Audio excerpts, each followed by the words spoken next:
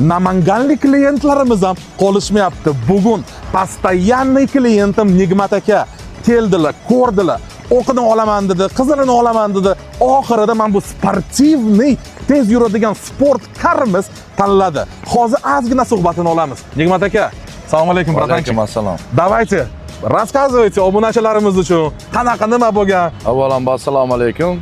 Dubay avtosaloni muxlislari, klientlari. Sashajon aytgandek, bu birinchi mashinamiz emas. Avtosalondan olishim bu 4-5-si. Qisqa qilib aytganda, doim 5 oy, 6 oy, 1 yil binaman, kelaman. Kayfini olib bo'lganimdan keyin bunga beraman. Bu yoqqan mashinamni beradi. Tanjoni sog' bo'lsin. Sizlarni ham taklif qilamiz, kelinglar mana Dubay avtosalonga. Ishlaringizni tez va sifatli bajarib beradi. Mana abitda harakat qildik. Inshaalloh soat 4-5 gacha bitdi.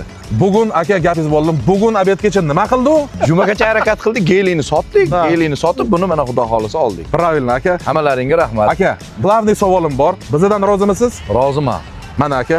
Sizlar ham Alloh xayrli qilsin. Yaxshi mashina, yaxshi pulga oldingiz. Xudo xolisa. Bolalar kelinglar, xudo xolisa sizlarga ham xalq qilib beramiz.